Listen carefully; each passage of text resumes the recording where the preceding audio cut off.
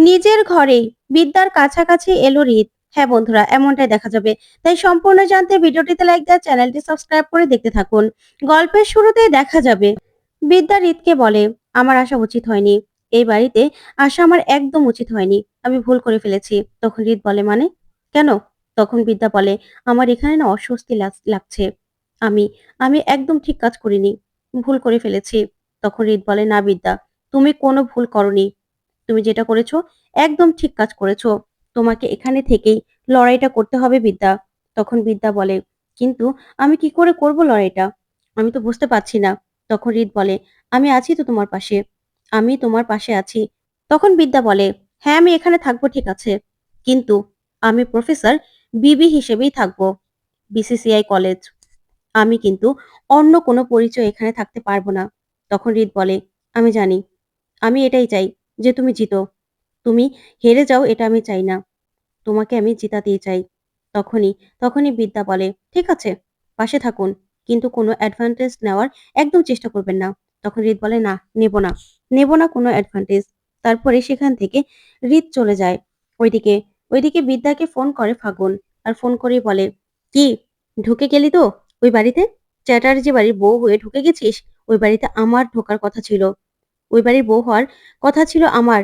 তখন বিদ্যা বলে, হ্যাঁ, এখানে তুই আসবি। তখন ফাগুন বলে ওঠে, মানে? তখন বিদ্যা বলে, না কিছু না। এই বলেই বিদ্যা ফোনটা রেখে দেয়। তখন ফাগুন বারবার হ্যালো বললেও বিদ্যা কোনো কথাই বলে না। তখনই কাকিমণি আসার এসেই বলে, কি হলো? বিদ্যা কি বলল? তখন ফাগুন কাকিমণিকে বলে, আমি না বুঝলাম না। আমি আমি ওকে বললাম যে ওই বাড়িতে ঢুকে পড়েছে, ওই বাড়িতে তো আমার ঢোকার কথা ছিল। ও না বলল যে ওই বাড়িতে নাকি আমিই ঢুকবো। কি বলতে চাইলো কিছু বুঝলাম না। তখনই কাকিমণি বলে, আমার মনে হচ্ছে কি জানো তো, এই যে বিদ্যার ওই বাড়িতে যাওয়াটা, আমার মনে হচ্ছে এমনি এমনি না। দুই পরিবারের মধ্যে নিশ্চয়ই কোনো একটা প্ল্যান আছে। ওইদিকে তখনই কাশ্যপ ব্যানার্জি রাজদীপের সঙ্গে কথা বলতে বলতে আসে আর বলে, কি বিদ্যাকে বরণ করে নিয়েছেন? তখন রাজদীপ চ্যাটার্জি বলে, হ্যাঁ, বরণ করা হয়ে গেছে। এবার এবার আজকে কাল রাত্রি মানা হচ্ছে। কালকে ভাত কাপড়ের অনুষ্ঠান, তারপরে বউ ভাত, তারপরেই হবে ফুলসজ্জা। এবার ৩৬ ঘন্টা সময় আছে আমাদের হাতে। এর মধ্যেই যা করার করে নিন। তখন কাশ্যপ ব্যানার্জি বলে, আপনি চিন্তা করবেন না। এই ৩৬ ঘন্টার মধ্যেই পুরো চালটাই পাল্টে যাবে। ওই বিসিসিআই কলেজের সবকিছু পাল্টে দেব। তারপরেই তারপরেই দেখা যাবে খেলাটা কে খেলছে। ও আমাদের অনেক জ্বালিয়েছে না? এবার এবার ওকে আমরা জ্বালাবো।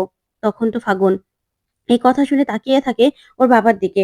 ওইদিকে রাজদীপ চ্যাটার্জি বলে, ঠিক আছে, তাহলে প্ল্যান মাফিক কাজ করেন, রেখে দেই। তখন ফোনটা রাখলেই ওইদিকে কাকিমণি বলে, দাদা, কি বললেন আপনি? কি করছেন আপনি? কি করতে চাইছেন বলুন তো? তখনই দেখা যাবে কাশ্যপ ব্যানার্জি বলে, হ্যাঁ, তুমি আমাদের প্রজেক্টটা দেখেছো? তখন কাকিমণি বলে, কোন প্রজেক্ট? তখনই কাকাবাবু এসে বলে, বিসিসিআই কলেজের যেই হোস্টেলটা যেখানে সেই একাডেমিটা হবে, সেই একাডেমির প্রজেক্টটা ২ বছর ধরে সেই প্রজেক্টটা চলবে। আর সেখানে সবার টপে নাম থাকবে কাশ্যপ ব্যানার্জি আর হলো রাজদীপ চ্যাটার্জির নাম। তখনই কাকিমণি বলে, তোমরা কি শুরু করেছো বলো তো? একটা সম্পর্কের মধ্যে এরকম বিজনেসটাকে ঢুকিয়ে দিচ্ছেন দাদা? তখনই কাশ্যপ ব্যানার্জি বলে, হ্যাঁ, হ্যাঁ, ঢুকিয়ে দিচ্ছি। তখন কাকিমণি বলে, তার জন্য আপনি বিদ্যাকে ওই বাড়িতে পাঠিয়ে দিলেন? আপনার মেয়ের জায়গায়?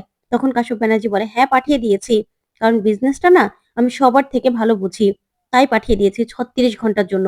৩৬ ঘন্টার জন্য এই বিয়ে, বিয়ে নাটক খেলা হবে। এর মধ্যেই যা কাজ করার আমাদের সেরে ফেলতে হবে। তারপরেই, তারপরেই ও বাড়িতে থাকবে না। থাকবে না। ওকে ছুঁড়ে ফেলে দেওয়া হবে ও বাড়ি থেকে। এই মেয়েটা যবে থেকে আমার জীবনে এসেছে, আমার জীবনটাকে পুরো শেষ করে দিয়েছে। তাই ওকে ছাড়বো না। কিছুতেই আমি ছাড়বো না। ওইদিকে দেখা যাবে রীতের কাকিমণি, রীতের কাকিমণি রাজদীপ চ্যাটার্জিকে বলে, আমার না কেমন যেন লাগছে দাদা। তখনই রাজদীপ বলে, কেমন? তখনই কাকিমণি বলে, জানেন তো দাদা, আমি হলে আমি যখন একটা মেয়ের নতুন বিয়ে হয়, তখন শাঁখা সিঁদুর, নতুন শাড়ি এগুলো পরার জন্য অন্যরকম থাকে মেয়েরা। কিন্তু ও শাঁখা সিঁদুর কিচ্ছু পরল না। আমার না ওকে পুরো অদ্ভুত লাগে। তখনই দেখা যাবে পৃথা বলে, মানে? কি বলছিস তুই? তখনই কাকিমণি বলে, হ্যাঁ দিদি, আমার না মনে হচ্ছে ওর মাথার মধ্যে কিছু একটা ঘুরছে। কিছু একটা ঘটবে আমার মনে হচ্ছে। তখন রাজদীপ চ্যাটার্জি বলে, মানে? তখনই কাকিমণি বলে, হ্যাঁ দাদা, আমার মনে হচ্ছে ও কিছু একটা ঘটাবে। তখন রাজদীপ চ্যাটার্জি বলে, ৩৬ ঘন্টা। ৩৬ ঘন্টার জন্য এই বাড়িতে ওকে আনা হয়েছে। এর বেশি সময় ও পাবে না। তখনই পৃথা বলে, মানে? কি বলছো তুমি? 36 ঘন্টা মানে? তখন রাজদীপ চ্যাটার্জি বলে, হ্যাঁ, 36 ঘন্টার জন্য এই নাটকটা চলবে। তারপরেই তারপরে ওকে এই বাড়ি থেকে আমি সরিয়ে দেব। কোনো রকম এই বাড়ির বউ না ও। তখন পৃথা বলে, কি বলছো তুমি? তুমি শুধু নিজের কথাই ভাববে? তখন রাজদীপ চ্যাটার্জি বলে, হ্যাঁ, আমার কথাই ভাববো আমি। টাকা, টাকার কথাই ভাববো। বুঝতে পেরেছো? তখন পৃথা বলে, আর নিজের ছেলের কথা ভাববে না? নিজের ছেলের বউয়ের কথা ভাববে না? তখন রাজদীপ চ্যাটার্জি বলে, না, আমার ছেলের বউয়ের কথা আমি ভাববো না। আমার ছেলে কি আমার কথা ভেবেছে? ভাবেনি তো। তাহলে আমি কেন ভাববো? তখন পৃথা বলে, তুমি কি সম্পর্কের মানে বোঝো না? তখন রাজদীপ চ্যাটার্জি বলে, না, আমি কোনো সম্পর্কের মানে বুঝি না। আমি শুধু টাকা বুঝি। এই বলে চলে গেলেই তখনই জয়িতা পৃথাকে বলে, দিদি, আমার মনে হচ্ছে দাদা যেই প্ল্যানটা করেছে না, ওই মেয়েটা কিন্তু তার উল্টো চাল দেবে। কারণ দাদা যদি চলে ডালে ডালে না, ওই মেয়ে কিন্তু চলে পাতায় পাতায়। আমি তোমাকে বলছি, কারণ ভালোবেসে বিয়ে তো আমিও করেছিলাম। আমার মধ্যে নতুন শাড়ি, সিঁদুর, শাঁখা এগুলো পরার যে আগ্রহটা ছিল, মেয়েদের মধ্যে যেই আগ্রহটা থাকে, এই মেয়ের মধ্যে কিন্তু আমি সেই আগ্রহটা দেখিনি। তখন এই বলে চিন্তা করতে থাকে। ওইদিকে শ্রাবণকে কাশ্যপ ব্যানার্জি ফোন করে আর বলে, তুই ওখানে আছিস তো? তখন শ্রাবণ বলে, হ্যাঁ, কেন? তখনই কাশ্যপ ব্যানার্জি বলে, শোন, বিদ্যা এখন চ্যাটার্জি বাড়ির বউ হয়ে ঢুকে পড়েছে। ওর যেখানে যাওয়ার কথা সেখানেও ঢুকে পড়েছে। এবার কিন্তু আমাদের অনেক কাজ। তখন শ্রাবণ বলে, মানে? তখন কাশ্যপ ব্যানার্জি বলে, হ্যাঁ, এবার এবার কিন্তু এই পিসিসিআই কলেজের ভোলটাই পাল্টে দিতে হবে। স্টুডেন্টদেরকে সবাইকে বের করে দিতে হবে। ওই বিদ্যার পিছনে যারা আমাদের বিরুদ্ধে কথা বলেছিল না, প্রিন্সিপালকে বলেই সবাইকে বের করে দেওয়ার ব্যবস্থা কর। আর কলেজে পোস্টার ছাপিয়ে দে যে এই শ্বশুর আর বৌমা মিলে এই সবকিছু করেছে। সব জায়গায় রটিয়ে দে। বিদ্যাকে ফাঁসিয়ে দে। বুঝতে পেরেছিস? এবার কিন্তু আমাদের হাতে অনেক কাজ। তখন শ্রাবণ বলে, কি বলছো তুমি বাবা? তখনই কাশ্যপ ব্যানার্জি বলে, হ্যাঁ, আরো অনেক কিছু করতে হবে। আগে পোস্টার ছাপা। পোস্টারটা টানিয়ে দে। সবার মধ্যে এটা এটা ছড়িয়ে দে যে বিদ্যা হাত মিলিয়েছে রাজদীপ চ্যাটার্জির সঙ্গে। আর ওই বাড়িতে চলে গেছে তার ছেলের বউ হয়ে। আর ওরা দুজন মিলেই এই সবকিছু ঘটিয়েছিল। বুঝতে পেরেছিস? তোকে কি করতে বলেছি বুঝতে পেরেছিস তো? ওই বিদ্যা ব্যানার্জি কিছুতেই যেন এই কলেজে ঢুকতে না পারে। এই কলেজে পাও রাখতে না পারে। আমি প্রিন্সিপালকে বলে দিচ্ছি, কিছুতেই বিদ্যা ব্যানার্জি এই কলেজে আসবে না। তখন এই বলে ফোন রাখলেই তখনই শ্রাবণের সঙ্গে লোকরা এসে বলে, কি বললো? তখন শ্রাবণ বলে, এখন আমাদের অনেক কাজ। বুঝতে পেরেছো? এই বলে প্ল্যান করতে থাকে। ওইদিকে বিদ্যা স্টুডেন্টদেরকে ফোন করে। আর ফোন করেই বলে, শোনো, তোমাদেরকে আমি কি বলছি সেই অনুযায়ী কাজ করবে। তখনই বিদ্যা ওদেরকেও কিছু বলে, ওদের সঙ্গে প্ল্যান করে। তখনই মেয়েগুলো বলে, কিন্তু ম্যাডাম, আপনি আবার ফেঁসে যাবেন না তো? তখন বিদ্যা বলে, আমার কিচ্ছু হবে না। শুধুমাত্র বিপদ তোমাদের হতে পারে। তাই আমি বড়বাবুকে বলে দিচ্ছি, তোমাদের প্রোটেক্ট করবে। আর একদম ভয় পাবে না। আমি আছি তো। সব পরিস্থিতিতে আমি তোমাদের পাশে আছি। তখন স্টুডেন্টরা বলে, ঠিক আছে ম্যাডাম।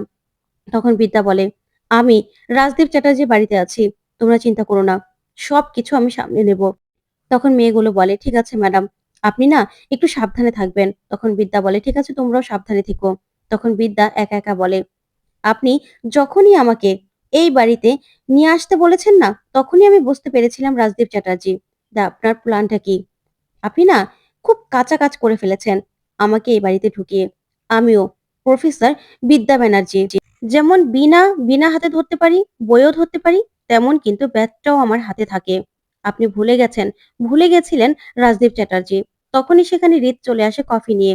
তখন বিদ্যা বলে, এই সকাল সকাল কফি বানিয়ে কে দিল? তখন রিত বলে, কেন? আমি বানিয়ে এনেছি। তখন বিদ্যা বলে, বাবা, আপনি কফিও বানাতে পারেন? তখন রিত বলে, হ্যাঁ, বইয়ের একটু সেবা করবো না? তখন বিদ্যা বলে, একদম না, একদম আমাকে আপনার বউ বলবেন না। তখন রিত বলে, তাহলে তাহলে কি বলবো? এই যে বন্ধ ঘরে আমি আছি, এই বাড়িতে কেন ঢুকেছো?